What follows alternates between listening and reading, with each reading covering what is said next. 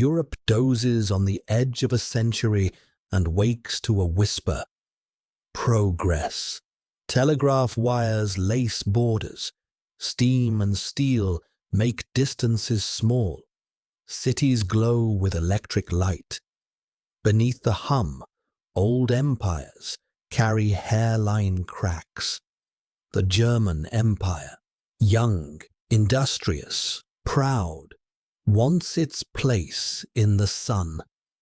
Austria-Hungary, vast, brittle, multilingual, wants quiet along its Balkan frontiers. Russia, sprawling, patient, wounded by 1905, seeks dignity and warm water influence. France remembers 1871 like a bruise it can still touch. Britain, mistress of sea lanes, watches any challenger to the Channel and its trade with a cool, steady eye. Two webs hold the continent, the Triple Alliance, Germany, Austria-Hungary, Italy, and the Triple Entente, France, Russia, Britain. They are meant to deter. They also promise that any spark will find dry tinder. Everywhere at once, militaries grow more efficient, more scientific, more certain. War plans are printed like train timetables. Precise hour, precise route, precise crossing point. Because precision feels like safety. The arms race has its own rhythm. Dreadnoughts slide into grey water, each steel hull a message. Railways knit heartlands to frontiers. Mobilization tables become a second heartbeat under the public one.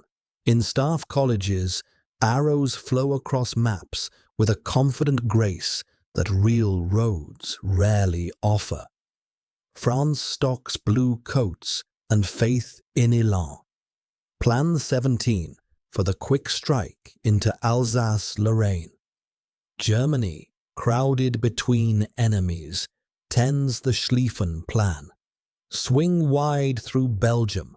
Crush France fast. Wheel east before Russia's slow colossus can gather balance. Russia modernizes in deep breaths, promising numbers and the weight of distance. Britain keeps a small, lethal professional force ready to step where the balance tilts. The expeditionary force, quiet and sharp. South, where empires touch the mountains and rivers of the Balkans, the ground feels thin. The Ottoman Empire retreats. New states climb into the light. The Balkan Wars of 1912 to 13 redraw boundaries with speed and fury. Victory breeds appetite. Defeat breeds resolve. Borders harden into pride. Newspapers trade insults. Secret societies trade oaths. Vienna watches Serbia's rise with cold dislike. Petersburg embraces pan-Slavic brotherhood with a grand gesture and a silent calculation. Everyone sees the same ridge line and calls it theirs. June 28th, 1914. Sarajevo. A motorcade turns down a wrong street. A pistol barks. Archduke Franz Ferdinand lies in the road, his uniform darkening, his wife beside him. In the stunned quiet afterward, Europe's capitals lean in. The murder is a crime. In Vienna, it feels like a challenge. Investigators trace the plot toward Serbian radicals. Ministers find in the outrage a chance to settle a Balkan question by force and example. In Berlin, Kaiser and Chancellor offer a blank check of support to Austria-Hungary, firm, fateful, given in private with an optimism that overestimates control and underestimates time. Diplomacy begins with polite words and hard intentions. Austria drafts an ultimatum to Serbia, demands so intrusive they are meant to be refused. July 23rd, the paper is delivered with a 48-hour clock ticking loud enough to hear in Paris and London. Serbia, small but aware of the stage it stands on, accepts almost everything and asks to arbitrate what infringes sovereignty.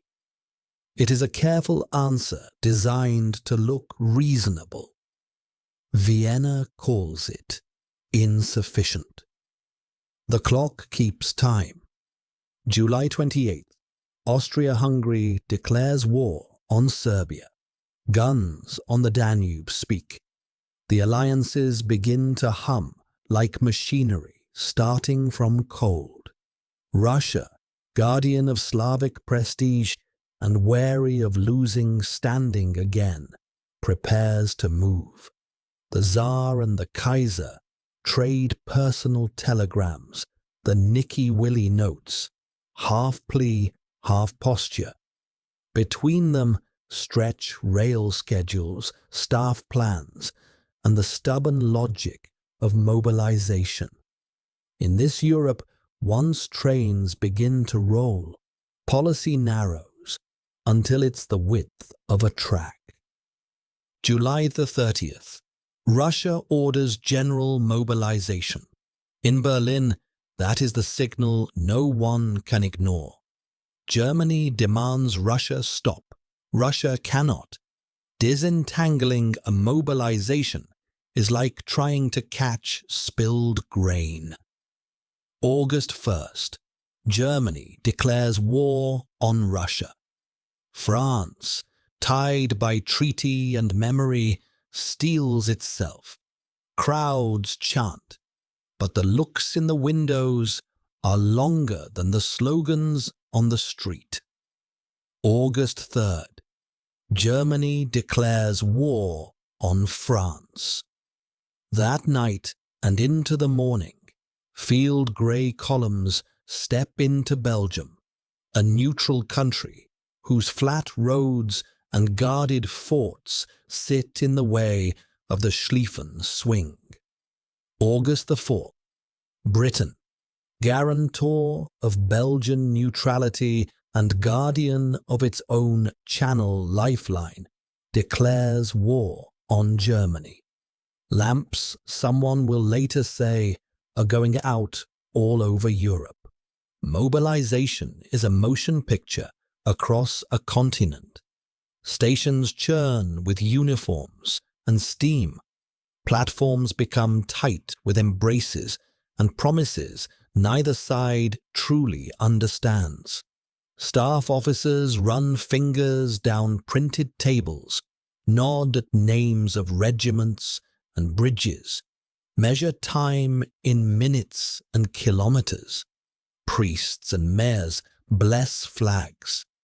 Newspapers sell certainty. Governments whisper that it will be quick, home by harvest, home by Christmas. Because people are easier to move when the journey is short. In depots, boots are counted, rifles issued, rations loaded. In barracks, last letters are folded into breast pockets. Belgium answers with backbone. Forts around Liège, concrete, steel, earth, hammer the invading columns, slowing what was supposed to be a glide. Engineers and siege guns arrive. The big shells split open stone and confidence alike. Road junctions become arguments settled by courage and field pieces. Each day lost at the Meuse, is a day earned in Paris and London. The British Expeditionary Force crosses the Channel, small, precise, built for marksmanship and discipline, arriving like a weight on the scale in just the right place. On the eastern horizon, Russia moves faster than the German plan wished. Two armies lean into East Prussia, clumsy but numerous, threatening to pull German strength away from the western swing. Suddenly, the tidy timetable faces a dilemma. Keep faith with speed in the west, or turn a hard eye east to protect Prussian soil. Staff maps bend. A general is recalled from retirement. A trap will be set. But that is another chapter. For now, telegrams carry urgency both ways across a continent, bracing for a storm of its own making. France, true to Plan 17, reaches toward Alsace-Lorraine with bright flags and fierce intent. The first collisions along the front are sharp and sobering. Machine guns speak a modern dialect. Artillery, now the real king, marks fields with craters instead of glory. Color drains from uniforms in favor of mud. Elan meets wire and learns the price of steel. The lesson is not yet admitted, but it is being written. In capitals, war measures take on a steady rhythm. Gold is hoarded. Borders are sealed. Newspapers print maps with big arrows and small disclaimers. In parliaments, opposition falls silent under the weight of national survival, what Germans call the Burgfrieden, the civic truce, and others echo in their own languages. Relief funds are started, factories adjust their belts, shipyards lengthen shifts. The modern state armors itself, not in steel alone, but in paperwork, slogans, and the promise of endurance. Everywhere, the same quiet realization. None of this will be simple. The war that statesmen hoped to localize has become continental. The war generals hoped to schedule has become weather. Yet the first stride is taken with confidence. Germany's right wing turns through Belgium toward the open country behind French fortresses. France braces and looks for a chance to punch. Britain places its small, skilled force like a pin at the hinge of a door. Russia swells forward, slow and implacable, forcing German heads to turn. Night settles on the first week of August, with the clatter of wheels and the murmur of orders. Across river lines and hedgerows, pickets listen to unfamiliar languages in the dark. Lanterns hooded, horses sweating, locomotives sighing. The continent breathes in unison. An exhale held too long, now released. The belief in a short war still lingers like a refrain. The machinery of a long one is already in motion. This is how it begins, with alliances that promised safety and delivered obligation, with plans meant to prevent panic and instead making it precise, with a single turn down a wrong street in Sarajevo and a series of right-on-time trains everywhere else. The road from Sarajevo to the Armistice starts here, on platforms under iron roofs, at bridges over brown rivers, in rooms where maps lie flat and the future refuses to. Dawn rolls over August like a drumbeat muffled by fog. The invasion that began as printed timetables is now boots on Belgian roads, siege guns pulled by teams of horses, steel rails glittering with traffic that never seems to stop. Liège, those concrete-throated forts that first said no, fires until the big howitzers arrive, monstrous barrels that throw shells with the weight of locomotives. One by one, the forts crack, not for lack of courage, but under a chemistry of blast and shock no earlier age had measured. Yet the delay matters. Days bought at Liège are days earned at Paris. The British Expeditionary Force steps ashore quiet and precise. These are professionals, small in number, lethal at distance. They take position along the Mont Condé Canal and wait. When German columns find them on August the 23rd, the first exchange is a harsh education. Rifles snap with such discipline that entire ranks believe they've met machine guns. The BEF refuses the first rush, then reads the arithmetic, enemy numbers climbing, flanks turning, the map sliding. The retreat begins, orderly, stubborn, mile by mile. Mons to Le Cateau, from hedgerow to railway embankment. Each stand buying an hour, each hour buying a chance.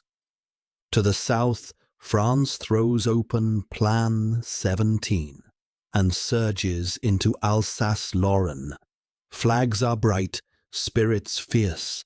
The ground answers with wire and fire. Machine guns write lines no bayonet can erase. Artillery, newly crowned king, speaks faster and farther than anyone truly believed in peacetime briefings. The first attacks falter, then fall back. Paris feels the tremor. In Berlin, confidence sharpens. In Vienna, relief flickers that Germany's blow may unfasten the knots Austria cannot untie alone. Eastward, the crisis bends another way. Russia moves sooner than expected. Two armies stepping into East Prussia with size as their argument. German High Command looks away from the western sweep just long enough to change the West itself. Reinforcements meant for the Great Right Hook are siphoned off. The wing that was supposed to scythe wide through Belgium is trimmed thinner than the plan intended. In that gap between intent and reality, a retired general is recalled, another promoted, and a trap is baited among the lakes and forests. At Tannenberg, August bleeds into a circle closing. German railways move like a blade. Russian wires tangle. Orders collide in the dust. Samsonov's army is cut, then carved. The victory steadies nerves in Berlin and brands two names, Hindenburg and Ludendorff, into the war's next chapters. But it also costs time, and time is the currency being spent in the West. Through the last week of August, the retreat in France looks endless, yet it is measured, controlled, tough. The BF fights Le Cateau to break the chase, slips south under pressure, crosses the Marne's tributaries with rear guards who turn, fire, and vanish. French armies pivot under Joffre's calm, heavy hand. Headquarters that had tasted panic stiffen. New formations form around Paris itself. Gallieni watches the roads like a chess player watches diagonals. German First Army, eager and tired, swings past the capital's the eastern shoulder, then swings inward, presenting a seam, thin, tempting, between itself and the neighbor on its right. That seam is the opening the defenders need. September the 6th to 12th. The Marne, a word that feels like a bridge. French taxis clatter east with troops, a symbol louder than an army. The city is giving its own breath to the line. Monnery's 6th Army hits Kluck's turned flank. The BEF, worn but intact, steps forward into the gap. Despinay's cavalry ranges like fingers searching for a pulse. The German line flexes, then bows, then makes the only choice left when speed has outrun supply. Withdraw to firmer ground. The miracle is not magic. It is logistics reversing a tide. Paris exhales. The Eisner becomes the next sentence.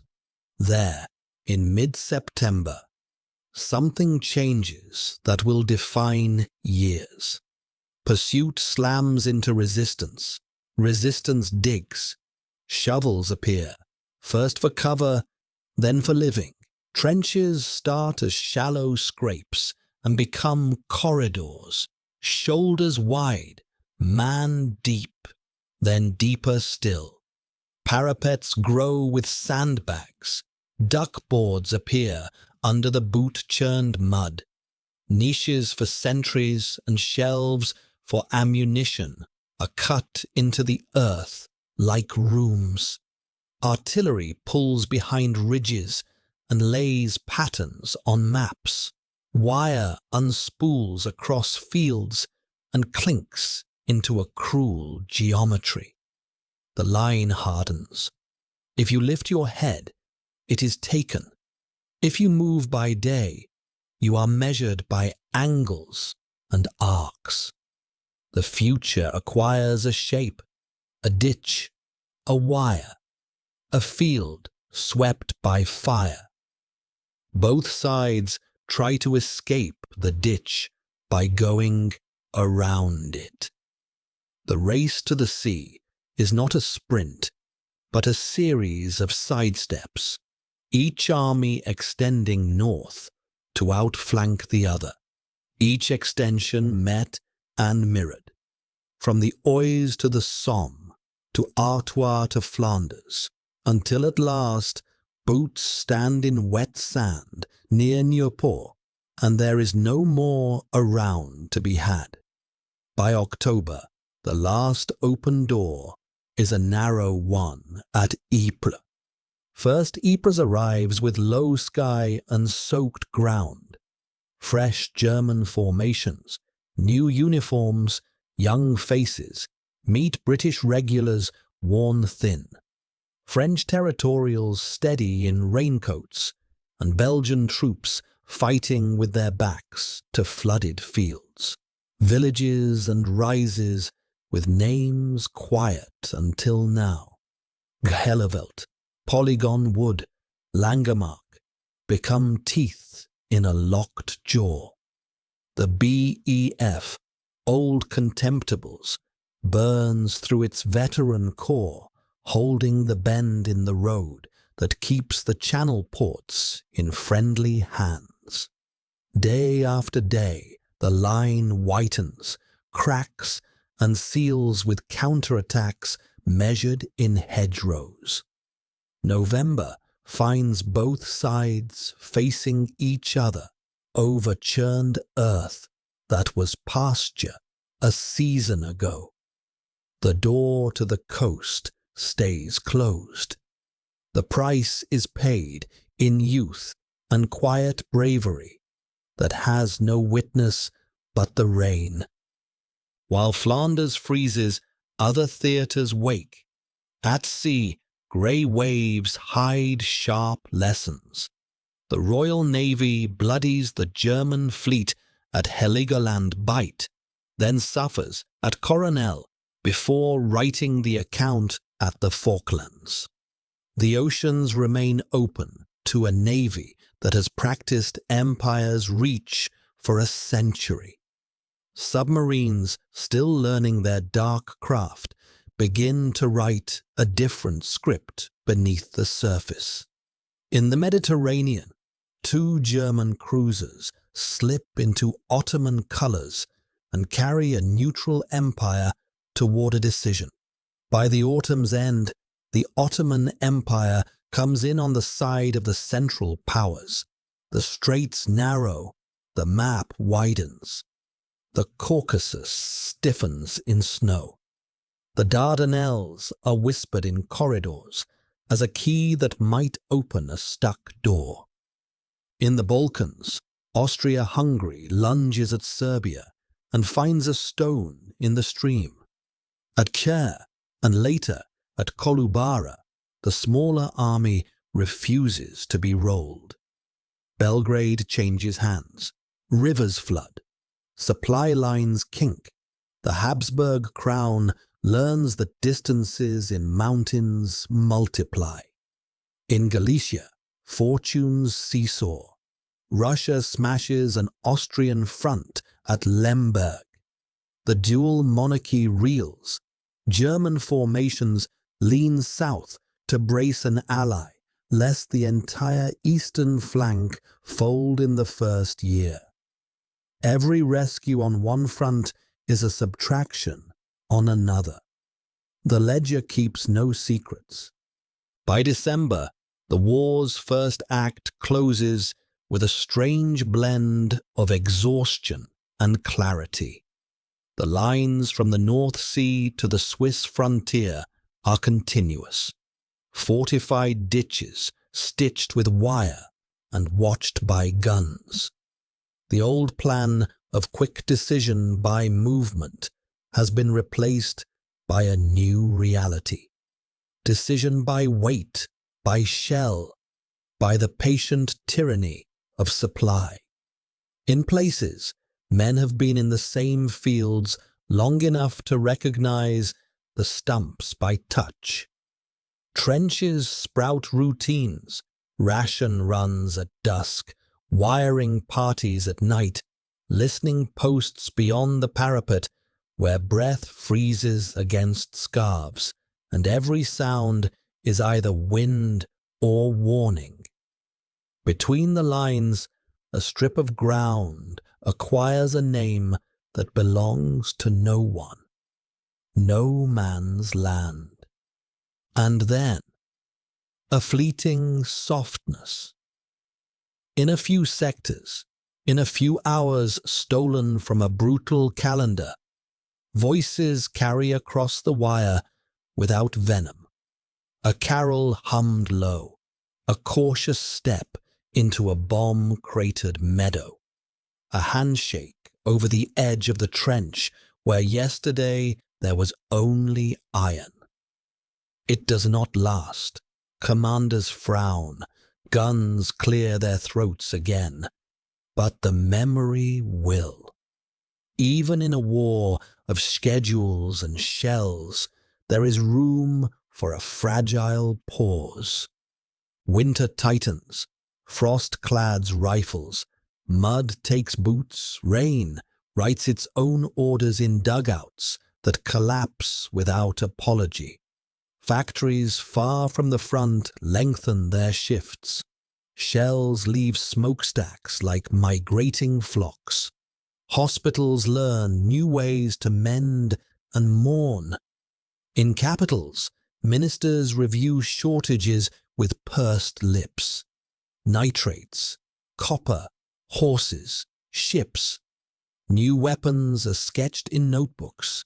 Gas clouds, deeper dugouts, heavier guns, machines that might cross trenches on tracks.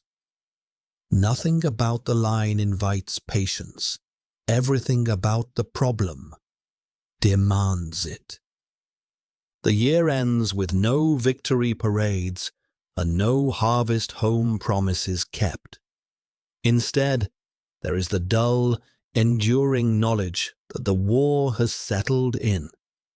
From Sarajevo's wrong turn to the Marne's right one, from Mons's canal to Ypres' sodden fields, the continent has written itself into a stalemate of its own making, steel locked against steel, plans locked against weather, resolve locked against fear. The next act will seek keys. At the Dardanelles, in the air, along the scar, where two great armies stare at each other and wait for spring. The lamps are not out, they are hooded, and under the hood the glow is patient, persistent, and very far from finished. Spring edges into the trenches like a rumor. The search for keys becomes action. New weapons, new fronts, new ideas, each promised as the turn that will open a stuck door. The ground answers with the same cold arithmetic. On the Western Front, the first experiment is precision. At Neuve-Chapelle in March, artillery draws a clean curtain of fire. Infantry slip behind it, and for a few hours the line moves as the planners dreamed. But wire left uncut and maps too hopeful break the rhythm. Signals tangle, reserves arrive late, the advance stalls. It is a lesson written in shell bursts. You can punch a hole, but you must be ready to run through it faster than confusion can close it. In April, the war inhales a different element. North of Ypres, a pale rolling cloud drifts on the evening breeze and turns a sector of earth into a stunned, wavering edge. The line bends, nearly breaks, then catches, units tightening like hands around a rope, improvising masks from cloth and water, learning a new fear and a new resolve in the same hour. The salient survives, smaller, angrier, edged with a word that will haunt orders hereafter. Gas. Summer brings the great pushes in Artois and Champagne. Barrages deepen, mines shudder under chalk.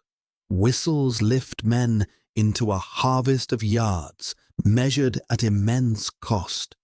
Communication trenches grow like roots. Field telephones buzz and fail. Runners learn the map with their lungs. Something else changes in the ranks. New battalions shoulder in. Volunteers with fresh faces and names all in a row on village memorials yet unwritten. By autumn at Loos, the British add their own gas to the repertoire and learn the same hard balance. Fire without movement is just noise.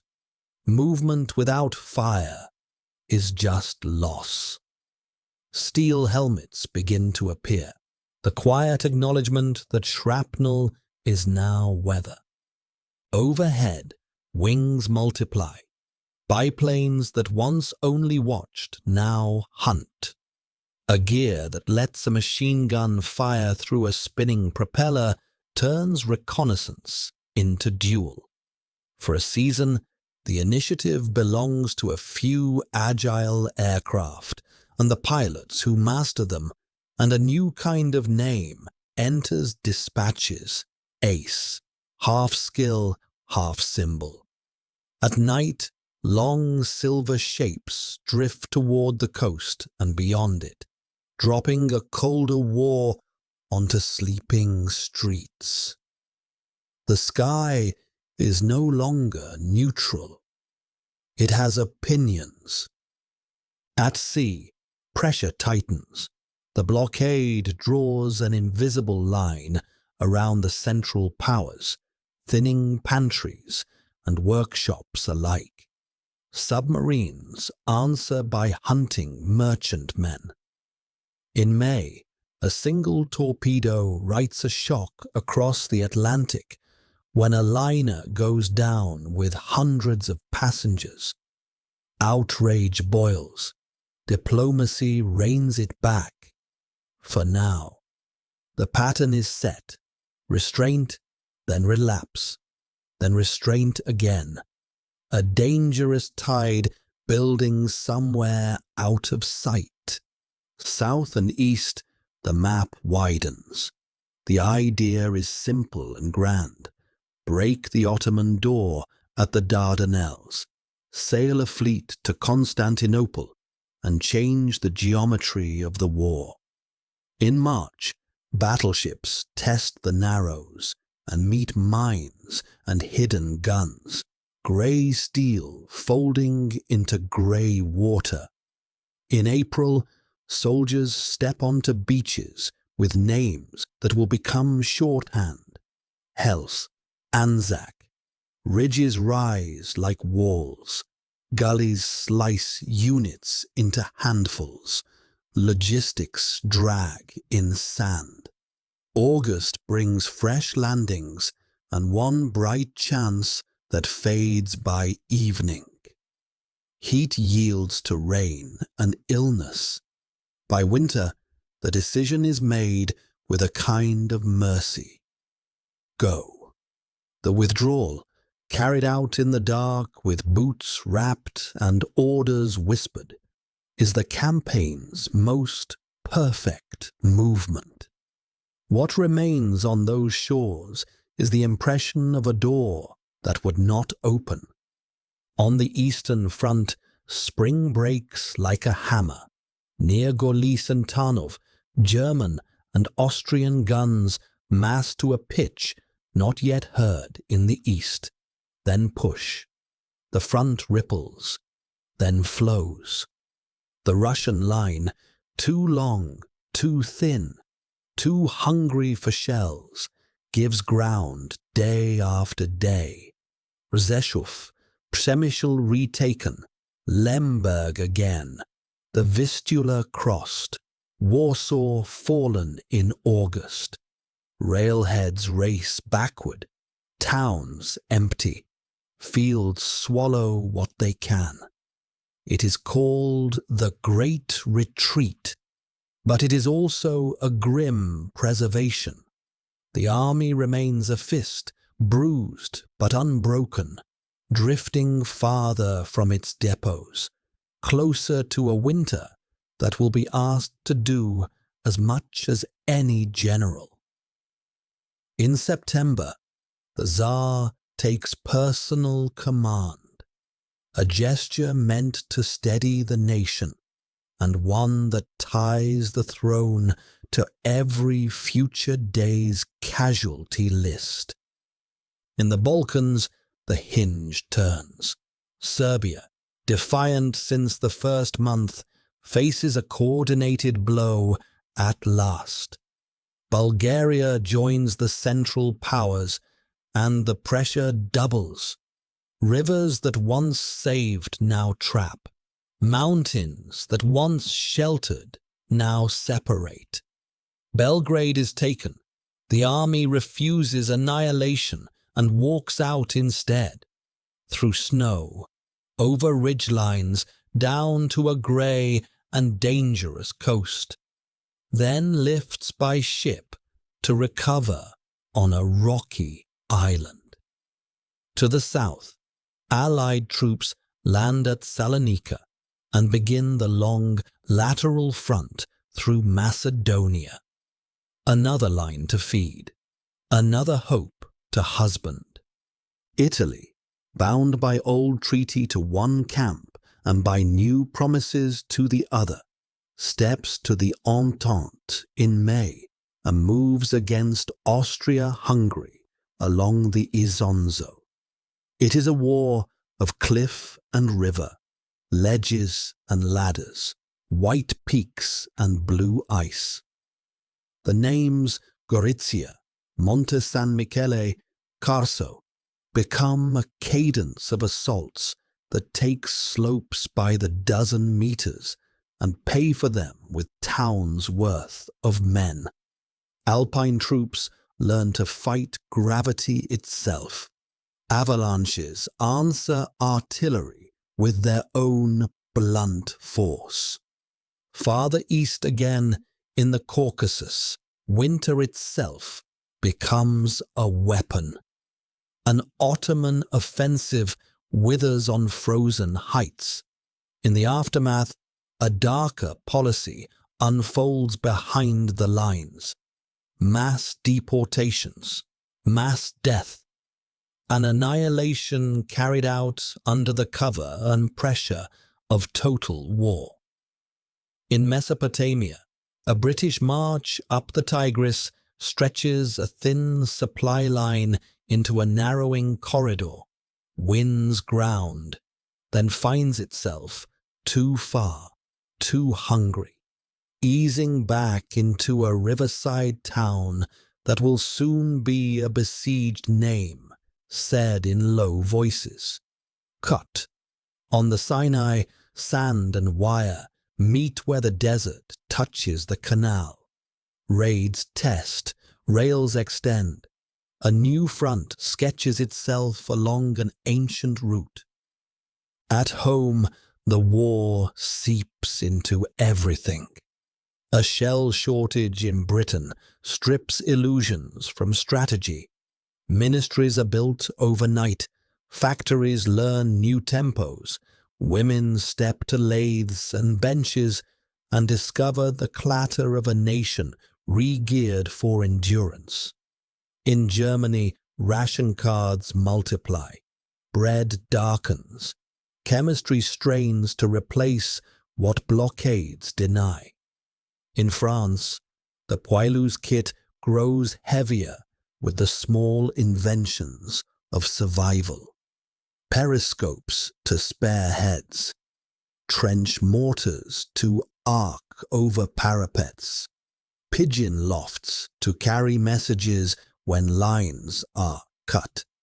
In every capital, politics shifts to match the gravity. Coalitions form. Portfolios are created. Responsibility is gathered into fewer hands.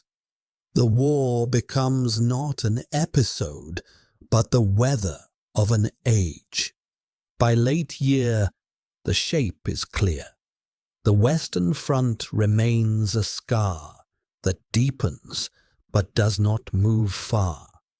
The Dardanelles promise is folded away with care and regret. Russia has given ground, but not the fight. Serbia bleeds into exile, while a new front opens to keep faith with a small ally. Italy is in. Gas is real. The sky is contested. The sea is patient and implacable. The map looks larger. The choices look fewer. Winter 1915 settles with a harder certainty than the one before. The trenches are timbered now. Dugouts have doors. Routines harden into doctrine. Barrages are planned with pencils and clocks. Counter-battery becomes an art. Creeping fire is drawn as a moving shadow on paper before it is thrown across fields. The men sit under the weight of a war that has ceased to promise quick endings and begun to demand long breath. The year closes with evacuations done in silence and vows made without ceremony. The stuck door remains stuck. Yet somewhere in the ledger there is a shift. Armies have learned each other's tricks and answered them. Staffs have found new levers. Industry has warmed to a sustained, grinding purpose. The next act waits in the chill of January with two names already penciled in on opposite ends of the same front. One fortress town, one river valley.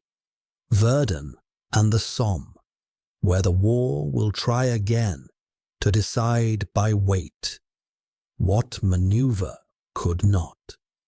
Winter.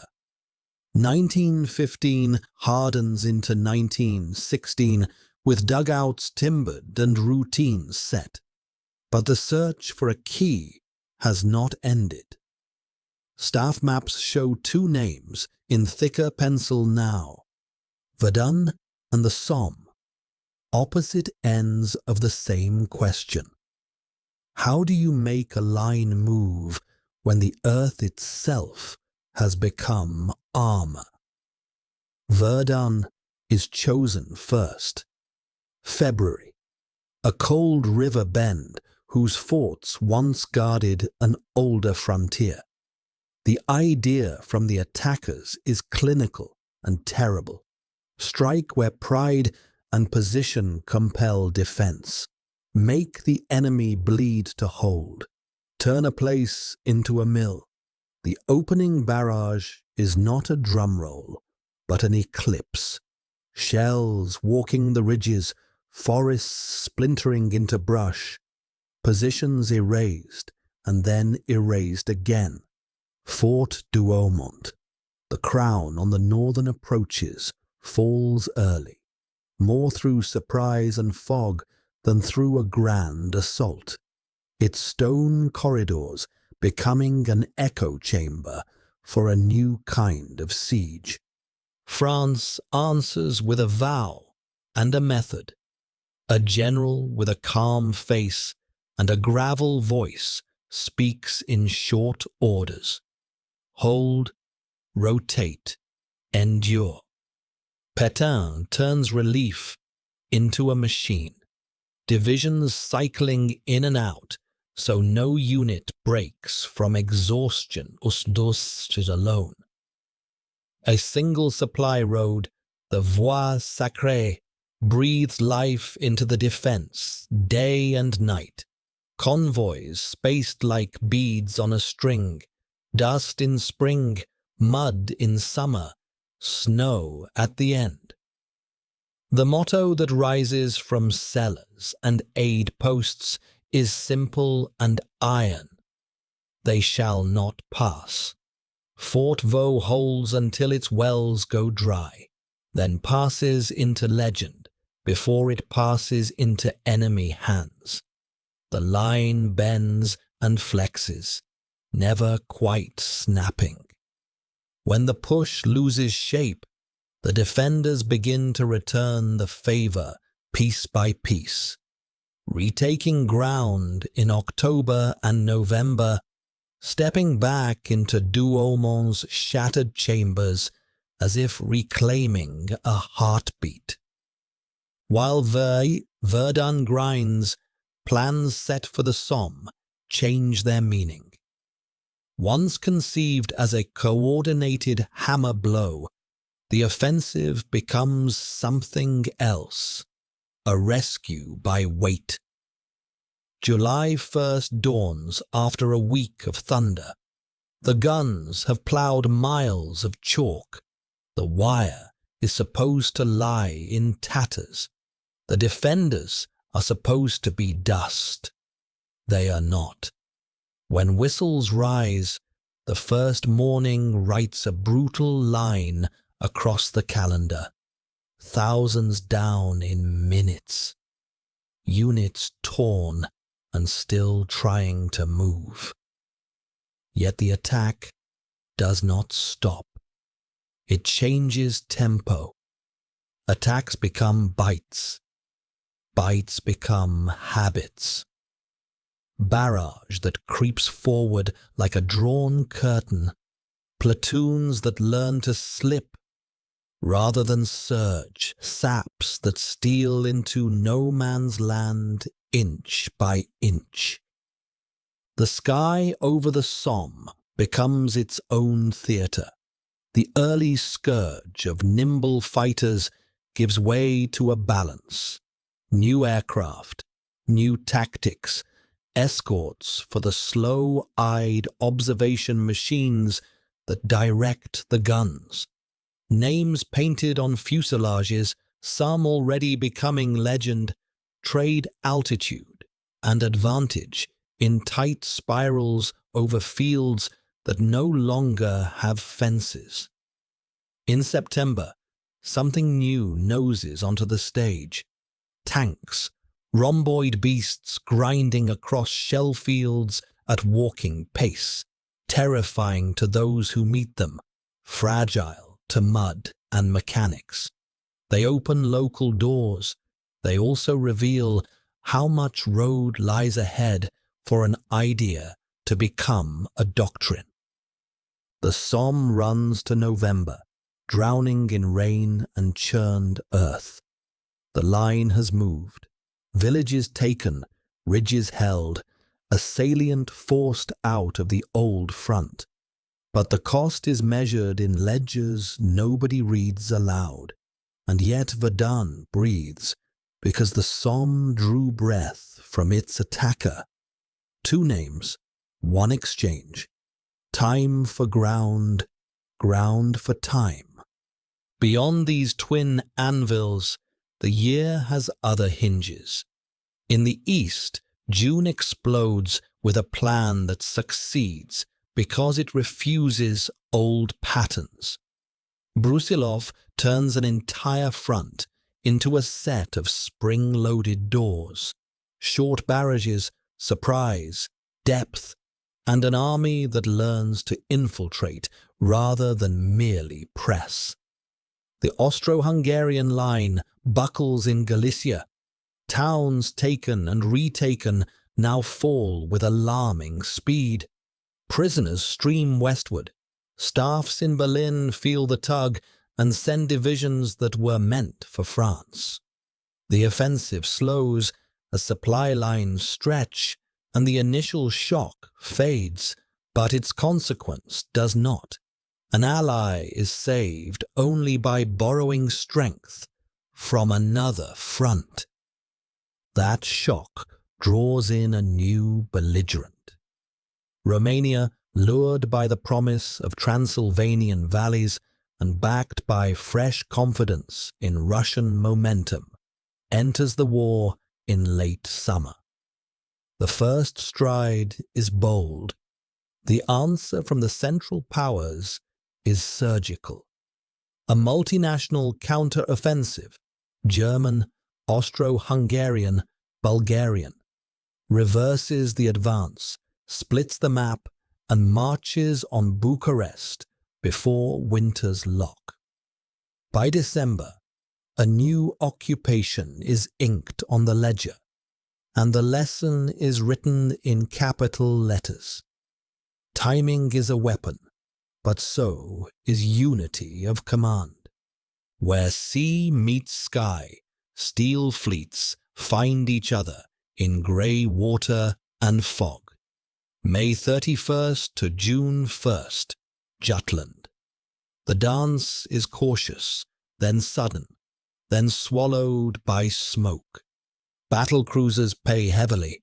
Dreadnought lines trade blows through curtains of spray and splinters. When morning counts the wrecks, one side has lost more ships and men. The other side remains at sea, owning the wide lanes that feed its island and its empire. Tactical verdicts are argued. The strategic one is quiet and decisive. The blockade holds. The surface fleet that might have broken it returns to port and mostly stays there.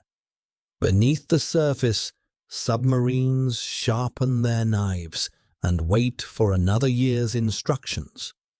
South along the Isonzo, rock and river trade hands again and again.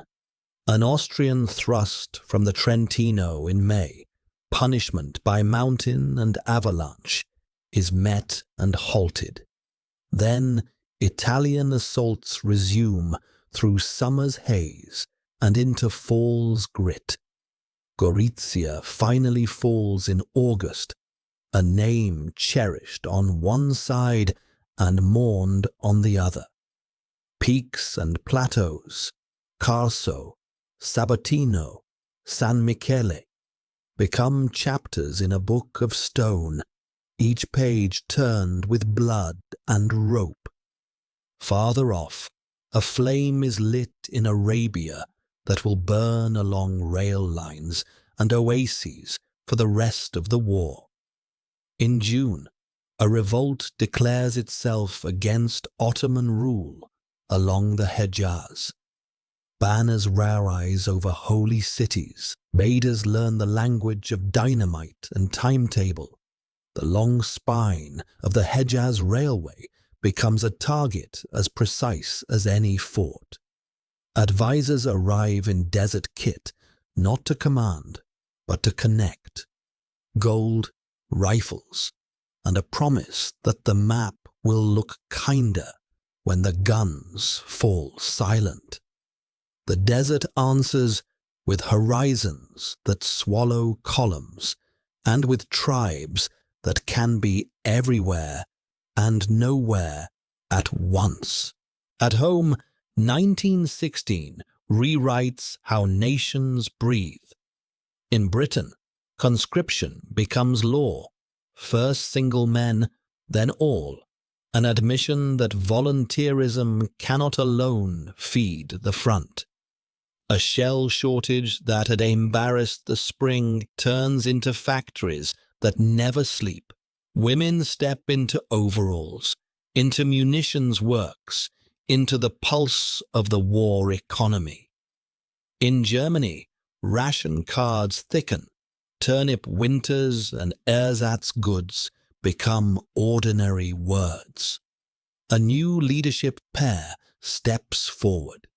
Hindenburg and Ludendorff, promising discipline on every front and a home front program that squeezes industry for all it can give. In France, the man who held the Marne is moved aside by year's end.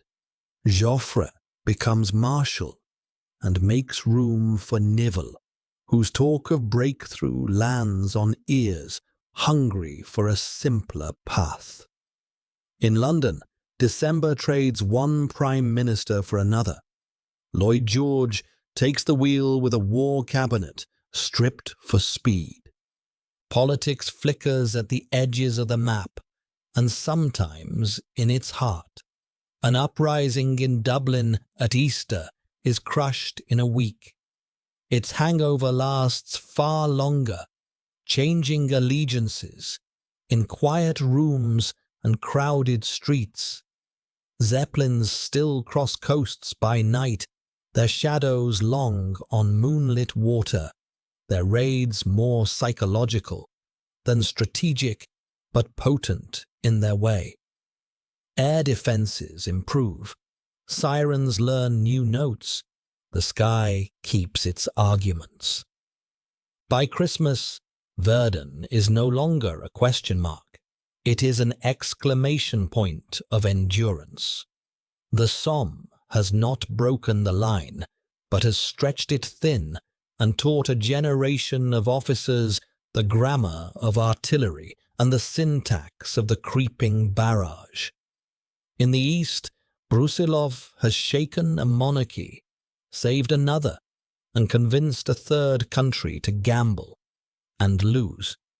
At sea, the surface duel has ended in ambiguity that favors the island nation's quiet, strangling plan. Across the fronts, new machines and methods have arrived. Tanks in their infancy, gas in many forms, aircraft in squadrons rather than pairs.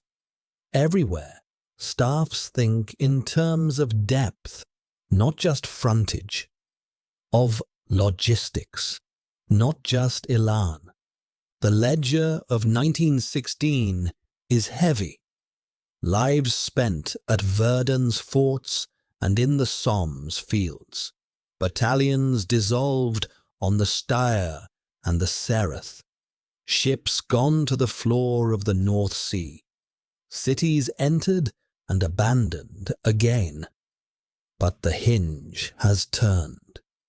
The war that began with timetables now belongs to production schedules and calorie counts, to the coal in a rail car and the nitrate in a shell. One side believes time will starve the other. The other side believes one more throw, on land, at sea, in the air, will force a decision. As the year closes, the horizon gathers weather. In the east, pressure at the seams of an empire grows, strikes, breadlines, whispered slogans. In the west, a new plan forms around a river line and a promise of breakthrough. In Berlin, submarines are counted and arguments rehearsed for a gamble that will test neutral patience to the breaking point. The lamps are still hooded, the map is still sharp, and the next page waits with a date written clearly at the top. 1917, when the war will widen again, not by miles, but by nations. The new year opens like a door on stiff hinges. The guns still speak along the old scars, but decisions begin elsewhere, on desks, in coded cables, in rooms where maps lie flat and coffee goes cold. One choice in Berlin tips the balance of oceans. The submarines will hunt without restraint. Steel sharks slide from pens into winter water. Their orders simple and merciless. Sink the supplies, starve the island, force a decision before spring can gather breath. Lanes that once seemed wide now feel narrow. Freighters sail blacked out, zigzagging under skies that carry no promise. An invisible siege tightens with every day's tally. Across the Atlantic, another choice ripples outward. A telegram meant to be secret walks into daylight. An offer to enlist a neighbor against a giant. Outrage folds into resolve. Factories turn inquisitive silence into noise. Shipyards grow forests of masts and funnels. Training fields fill with tents and the thud of boots learning new rhythms. The United States steps from watcher to participant, not with divisions at once, but with intention. You can hear in the clatter of assembly lines and the low, relentless churn of convoys organizing under grey seas. In Russia, bread and patience run out at the same hour. Crowds gather first for warmth, then for slogans. Regiments asked to disperse them, hesitate, then put their rifles butt down on the cobbles instead. The old order, already weary, tips. A throne surrenders to a government that promises dignity and bread, and a steady hand on the war. But the arithmetic remains cruel. Railways that cannot feed both city and front.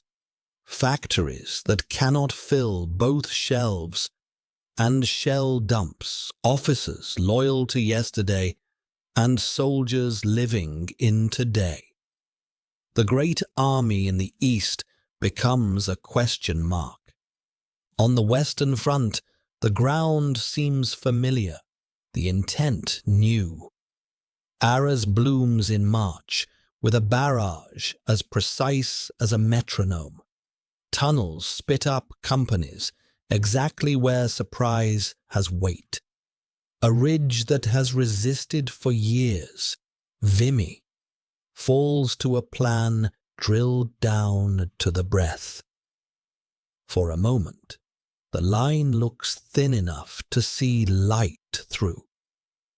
South on the Eisner, a bolder promise goes forward under a general who speaks of breakthrough like it is a timetable.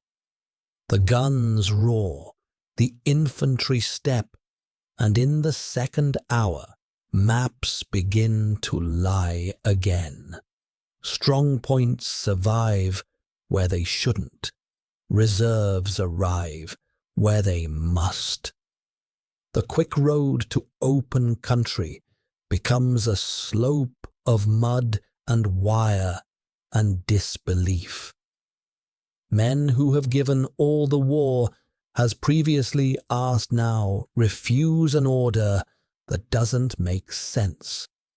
They will hold, they will defend, they will move when reason moves with them, but they will not march into arithmetic. A quieter man takes command and changes the tempo. Shorter tours, fuller mess tins, careful plans, punishment for refusal, praise for steadiness. The army breathes again without pretending the air is sweet. Beneath Flanders fields, months of patient mining exhale in one dawn. The ridge at Messines does not fall. It lifts and settles into history. The front line redraws like a chalk mark, wiped once with a sleeve. That success becomes a preface. Summer asks the same question at Ypres that winter asked at Verdun. How much weight does it take to bend a place? The answer comes in rain. Shellfire churns clay into brown water. Men advance by plank road. A village named Passchendaele spends its stones like coins. Positions change by hedgerow and by field. The price remains measured in names learned by heart and etched in bronze later. Above it all, the sky becomes crowded. Squadrons now, not pairs, with cameras that steer batteries and fighters that hunt those cameras. Ace is no longer a novelty. It is a job with a short career.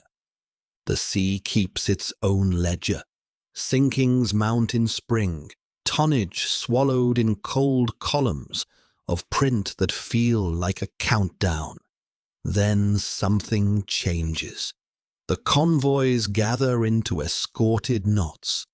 Depth charges bloom where shadows might be. Direction-finding stations listen to the air with mathematical patience. Codes that once felt armored are pried open, letter by letter. The graph tilts. The invisible siege loosens, a notch at a time.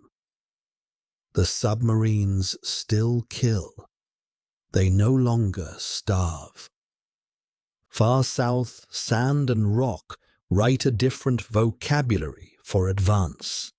Along the old caravan routes, rails leap forward a few miles each week. Water tanks rise in the sun, and mounted screens test the edge of wire thrown across desert wadis. A plan forms around audacity rather than attrition. Across the Gulf, another front of the same war learns to move by eruption. In the Hejaz, a revolt cuts a railway in 100 small places. Bridges die at night. An oasis turns into a base with a flag that has waited a long time to fly.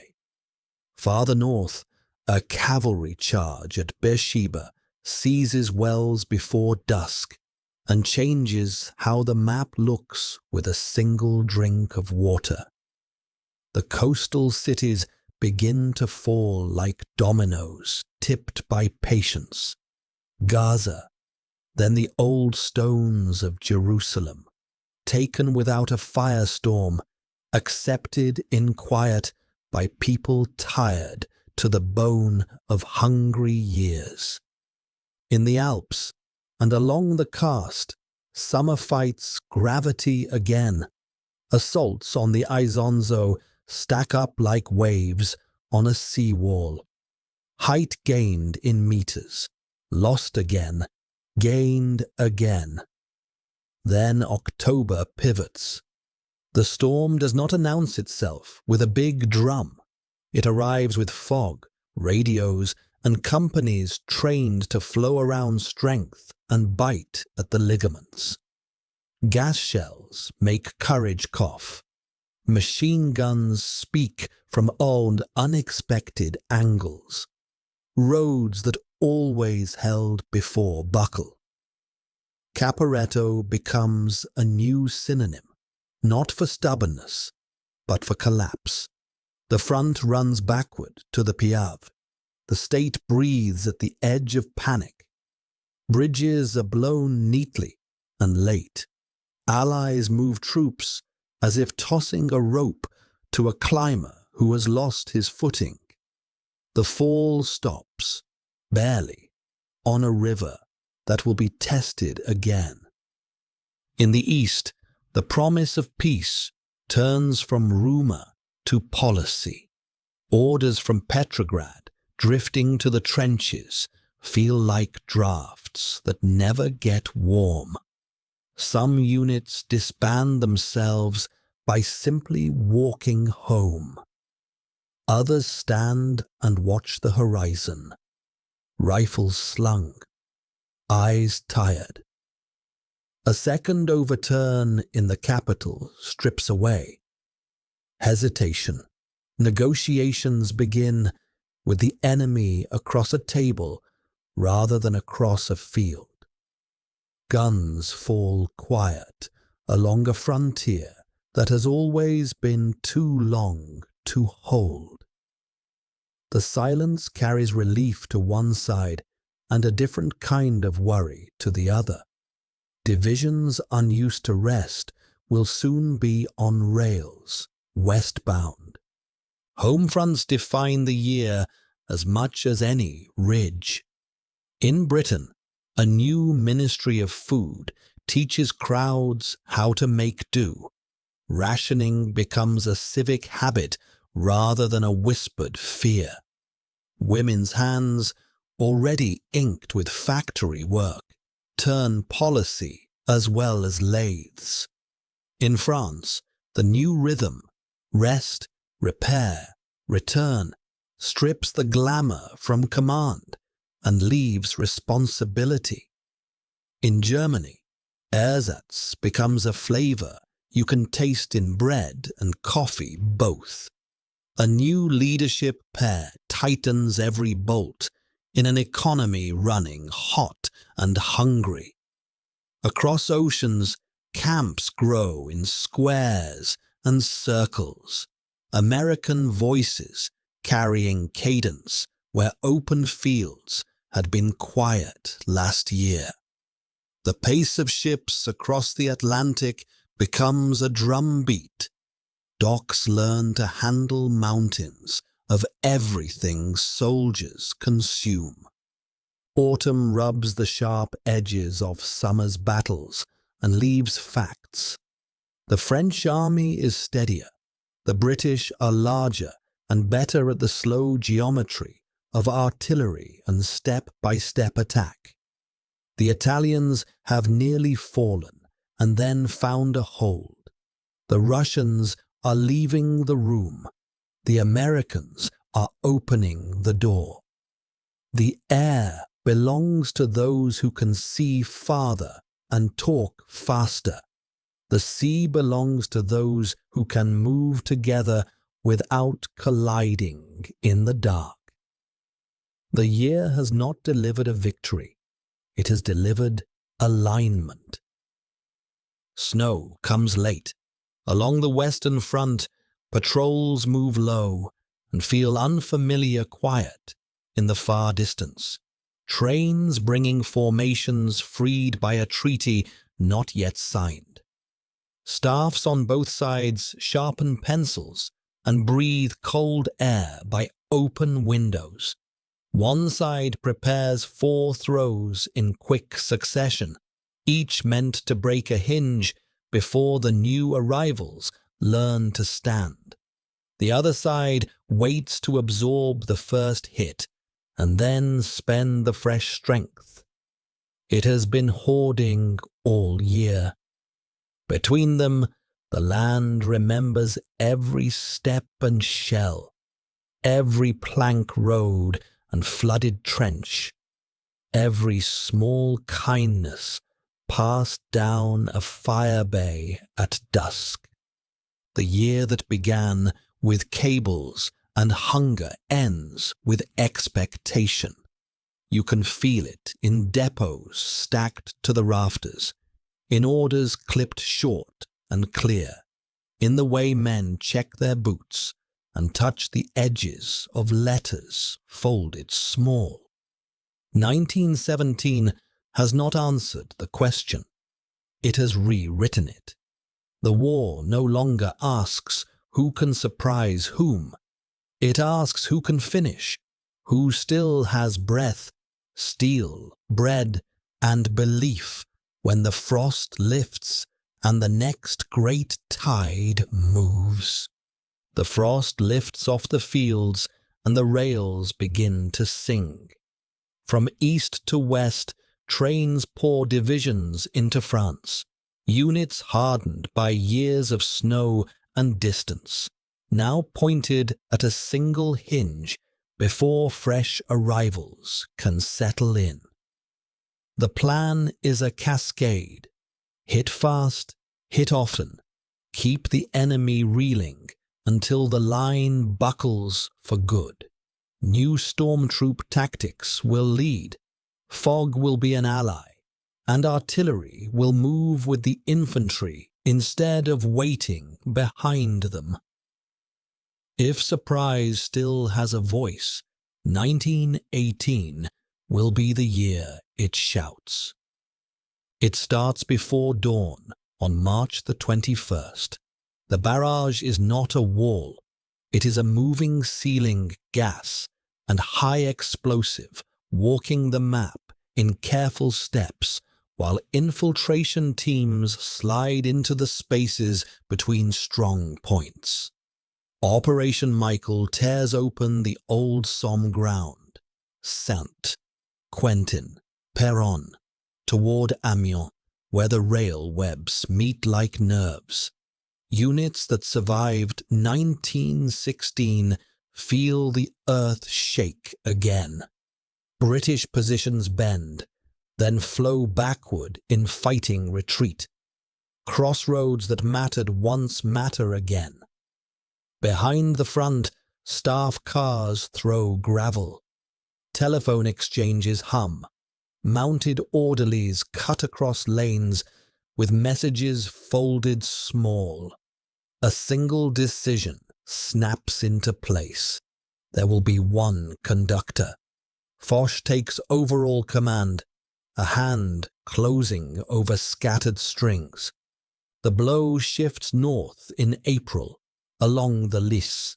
Portuguese troops on a quiet sector are hit with the full weight. The line heaves, channel ports tremble as names like Esters, Merville, and Hazebrook turn to tests. Batteries are massed, reserves shuffled, and the defense reknits itself around key railheads. The push costs ground, not the coast. The timetable slips. The attacker burns fuel in daylight they had not planned to see. Then May comes with thunder on the Ain. Across the Chemin des Dames, a storm of shells scours the ridge, and troops who had survived years of trench arithmetic wake to find the old lines erased in hours. The river valleys open. Bridges are seized. The surge runs to the Marne. Paris hears guns again, at Chateau Thierry, and in a dark tangle called Belleau Wood, fresh American units step into a fire they have only studied, learning the weight of machine gun nests, the language of creeping barrages, the art of taking a wood by yards and refusing to give it back. The advance slows to a grind. The edge of the blade dulls. June and early July are spent in the teeth of the last big throw. The final German offensive, Marneschutz-Reims, arrives like a spent wave. East of Reims, the assault finds prepared ground and drowns. West of it, a pocket forms that looks like promise and is really a trap. On July 18th, the answer lands. French and American divisions counterattack without a preparatory barrage, under a low ceiling of aircraft and a lattice of rolling fire, guided by a map that has finally learned how to move. Small, fast tanks chatter forward with infantry glued to their shoulders, guns leapfrog in support. Liaison officers run radio wire as if it were blood vessel. The pocket is pinched, then flattened. The initiative changes hands and does not come back. Now comes the harvest of patience. August 8th. Amiens. Mist, massed tanks, well-drilled infantry, and artillery that thinks in seconds rather than minutes. Combined arms, finally ringing true. The German front fractures, prisoners stream rearward in numbers no staff had penciled. Ludendorff calls it the Black Day for a reason that is more morale than map. From Amiens, the pressure spreads along the front like a bruise pressed by a thumb. Canadians and Australians carve open the Drocourt-Quéant switch line. New Zealanders and British divisions prize Bapaume. The scarp crossings fall one by one. The rhythm is deliberate. Bite, hold, pivot. Bite again. No more set-piece weeks for inches, but a chain of coordinated blows that leave no time to reweave the net. To the south, American First Army writes its own chapter. Before the main push, Saint-Mihiel is straightened in 4 days, salient pinched, warehouses captured intact, the sort of clean tactical success that staff colleges will teach for decades. Then the big job, Meuse-Argonne, where terrain and wire conspire with interlocking machine gun nests to turn every ravine into a larynx of fire. The forest is a maze. The roads are bad. Divisions rotate through blood and fog. Artillery battalions pave the way with barrages plotted to the minute. Logistics, the quiet tyrant, stalks every step. Narrow gauge railways, truck columns nose to tail, traffic control points run like battles in miniature. The line moves anyway. Grand Pré, Romagne, the Côte de Châtillon, mile by unwilling mile. Between these hammers, the Hindenburg Line, the myth of permanence, waits. It is wire and concrete, deep tunnels and machine gun nests that see in defilade. It is also finite. At the Saint, Quentin Canal in late September, engineers and infantry perform a kind of miracle. Through fog and fire, Australians and Americans cross near Bellenglise, while at Rickeval, British troops seize a high-arched bridge by rush and nerve. In other sectors, men paddle storm boats across under a roof of shells. Once the canal is breached, the depth that gave the line its teeth begins to matter less than the speed of the advance behind it. The backfields are open again for the first time since 1914. The collapse spreads outward from the Western Front like cracks in glass. On the Vardar, in Macedonia, a Franco-Serbian assault in mid-September breaks the Bulgarian line. Within days, Skopje falls. Within weeks, Bulgaria sues for Armistice, September 29th, cutting a strategic plank from under the Central Powers. In Palestine, Allenby's September stroke at Megiddo is the desert's version of ambience, deception, air superiority, cavalry unleashed through a ruptured front. Damascus, then Aleppo. The Ottoman army, bled white from Gaza to the Caucasus, folds. An armistice at Mudros closes that chapter on October the 30th. On the Piave, Italy turns catastrophe into reckoning. After repulsing the June offensive, they explode at Vittorio Veneto on October the 24th.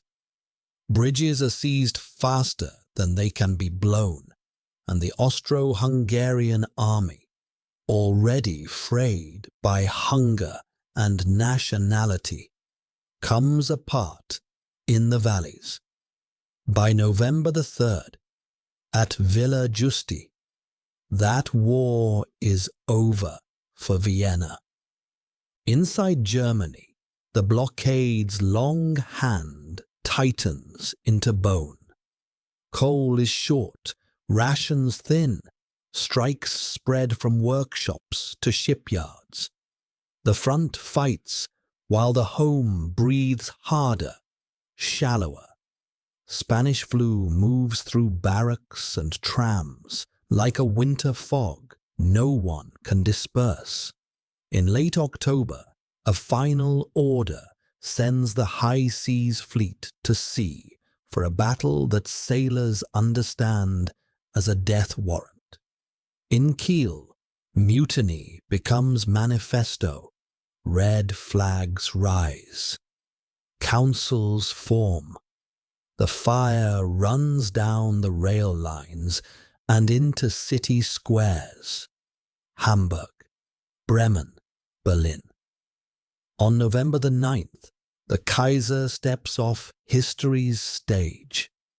A republic is proclaimed under skies that feel suddenly huge and cold. At the front, the advance becomes a long, controlled exhale. Valenciennes falls. The Scheldt crossings are forced. Mons, the hinge from the first month, will be touched again in the last. Southward, the Meuse heights are crested. The last rail lines eastward begin to empty under pressure.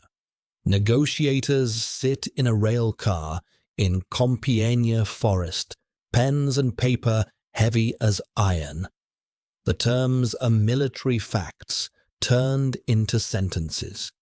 Guns silent, lines held, prisoners released, ships surrendered, U-boats delivered.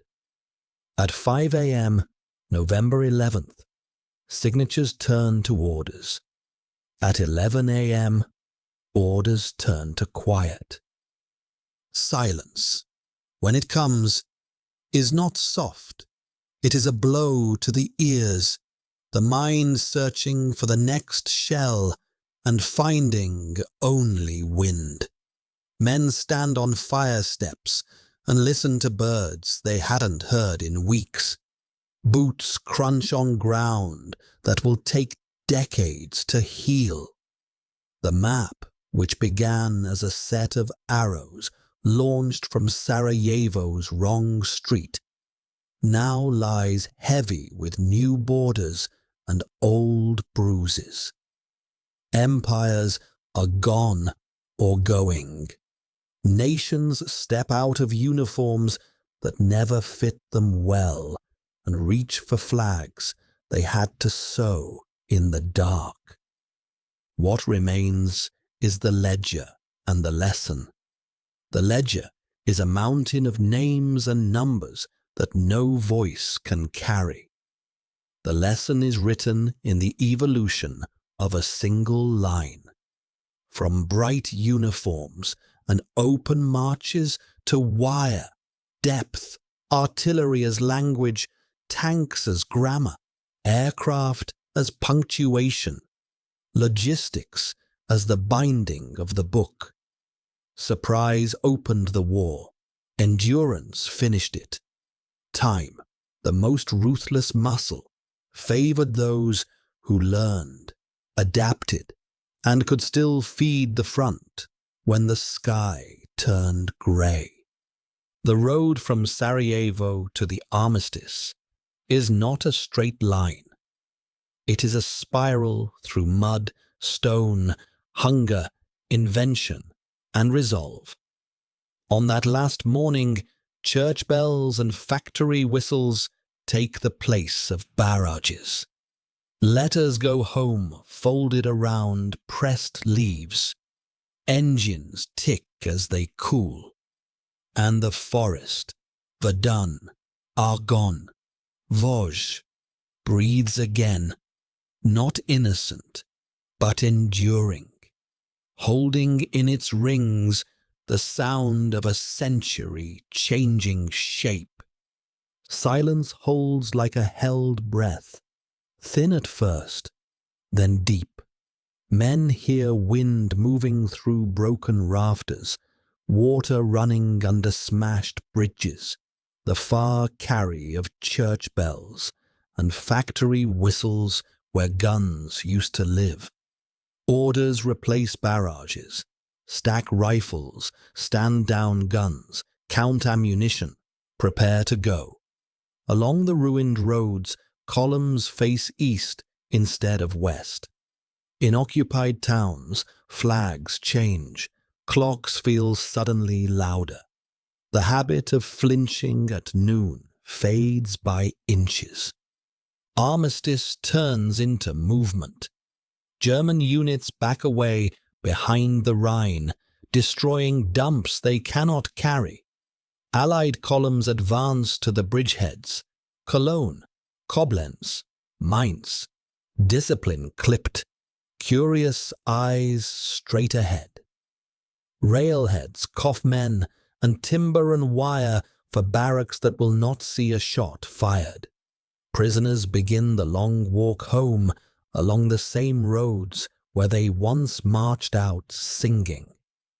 The blockade eases, not at once. Hunger loosens slower than fear.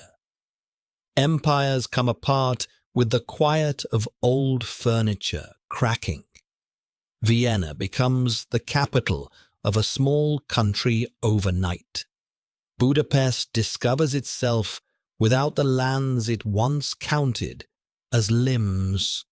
Prague steps forward, a new name with deep roots.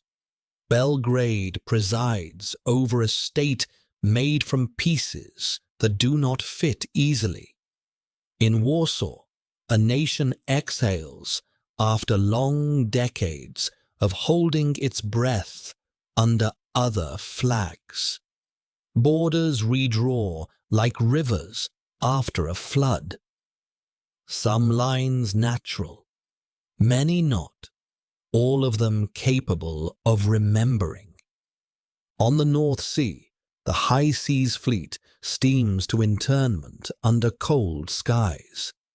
Months later, crews open flood valves at Scapa Flow rather than watch their ships pass into other hands. Grey shapes roll and sink in the quiet that follows the war. In depots and airfields, aircraft are towed into rows and struck from strength.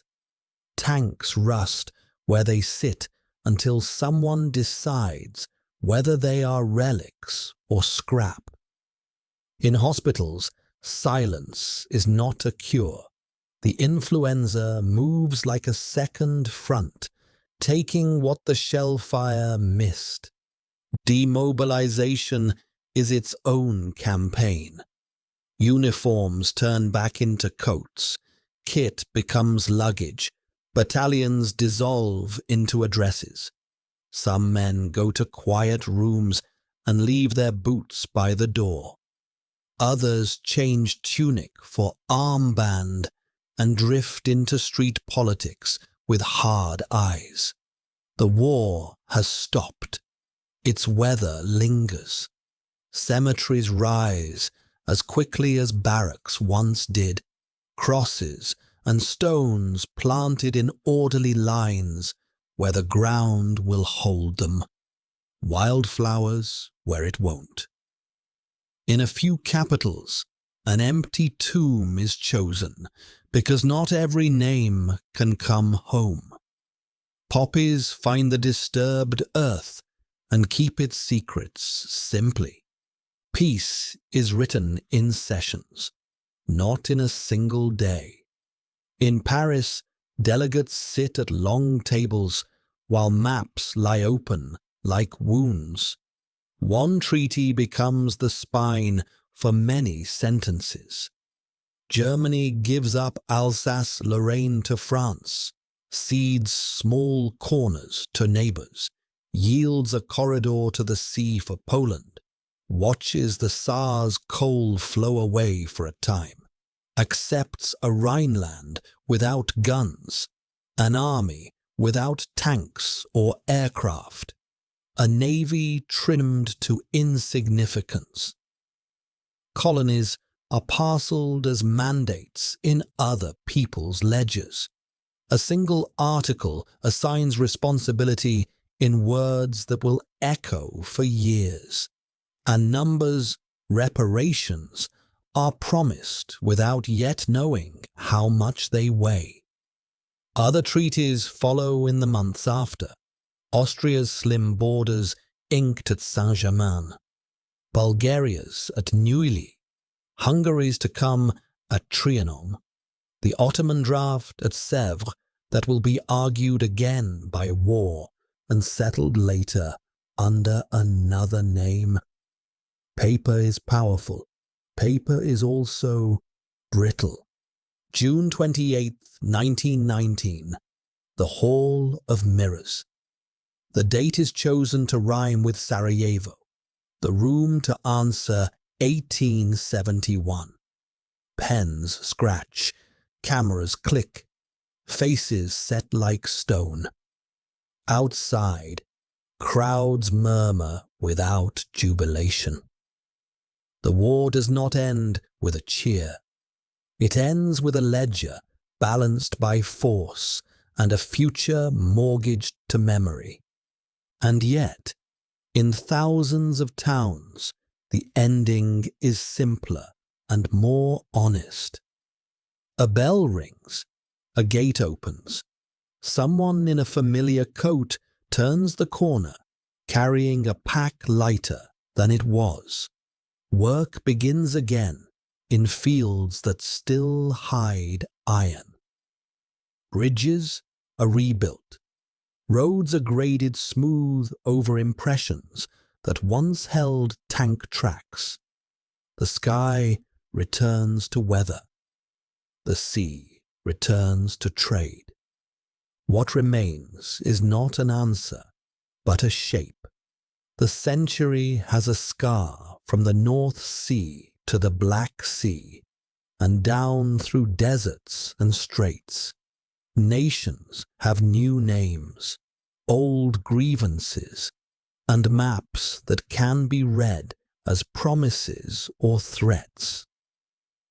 The art of war has changed. Depth and wire, guns and engines, wings and fuel, turning speed and industry into the deciding vote. The art of endurance has changed too. Ration cards, quiet courage, the discipline of repair. At the 11th hour, on the 11th day of the 11th month, the guns stopped. Months later, the signatures made it law. The world did not become gentle. It became possible again. The road from Sarajevo to the Armistice, from the Armistice to the treaties, ends here, not in triumph, not in despair, but in a long, steady breath taken by a continent that had forgotten how to breathe. The rest is aftermath and memory, names carved in stone, red flowers in disturbed soil, and the vow that silence at noon should always mean peace.